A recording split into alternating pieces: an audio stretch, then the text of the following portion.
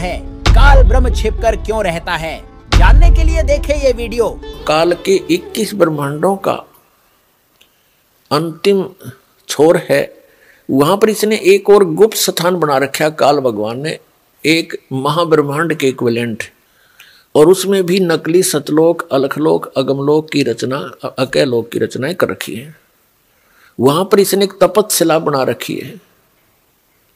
उस तपतशिला के ऊपर 1 लाख मानव शरीरधारी प्राणियों को, यानी उनके सूक्ष्म शरीर को, स्थूल शरीर तो यही रह जाता है। जैसे आपने देखा होगा बादाम के ऊपर एक छिलका होता है, वो छिलका खाने का नहीं होता, उसके अंदर गिरी है खाने की। तो ऐसा ही समझो, इस स्थूल शरीर के अंदर एक सूक्ष्म शरीर है।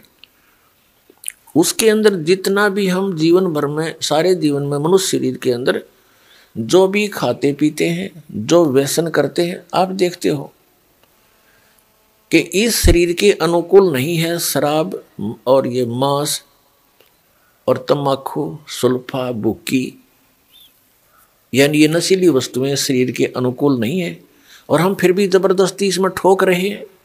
ये मन का टेस्ट है। मन काल भगवान का एजेंट है, उसका सूक्ष्म रूप समझो, और ये व्यसन कराता है। आत्मा नहीं चाहती ये बकवादें करना, तो ये व्यसन किस लिए कराता है? अपना टेस्ट बनाए रखने के लिए।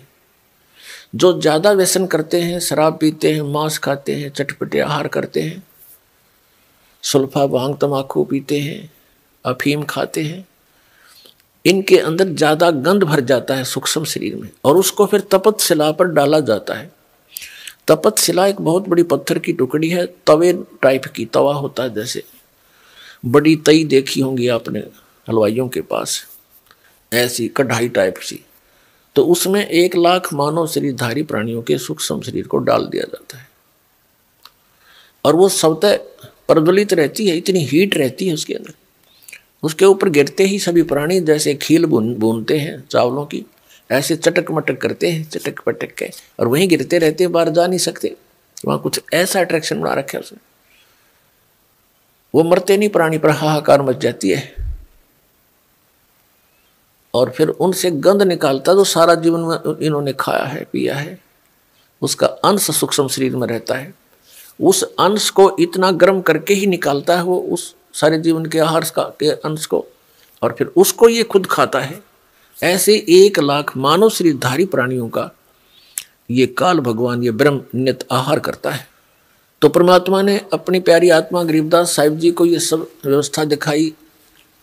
उस कसाई का वो हत्था दिखाया, जहाँ 1 लाख मानव शरीरधारी प्राणियों को यो यहाँ का ब्रह्म, जिसको ब्रह्म कहते हैं, ज्योति निरंजन कहते हैं, काल कहते हैं, और जिसको मैं ऋषि खोज खोज कर मर गए, यो दिखाई नहीं दिया किसी को।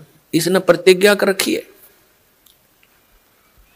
कि मैं कभी भी किसी के समक्ष अपने यथार्थ रूप में नहीं आऊंगा। श्रीमद् भगवत गीता का ज्ञान श्री कृष्ण जी में प्रवेश करके इसी काल भगवान ने दिया था।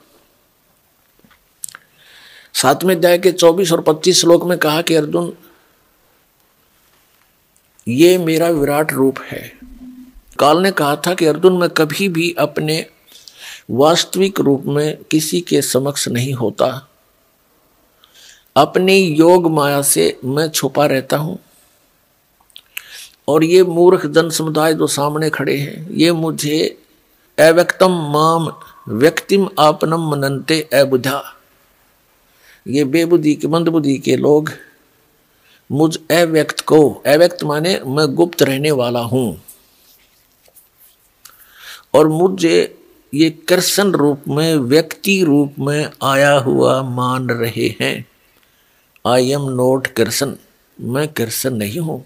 और खुद कहता मैं अपनी योग माया से छुपा रहता हूं, कभी किसी के समक्ष नहीं आती। ये मेरा अटल अनुतम, अवय अनुतम नियम है। अवय माने अटल।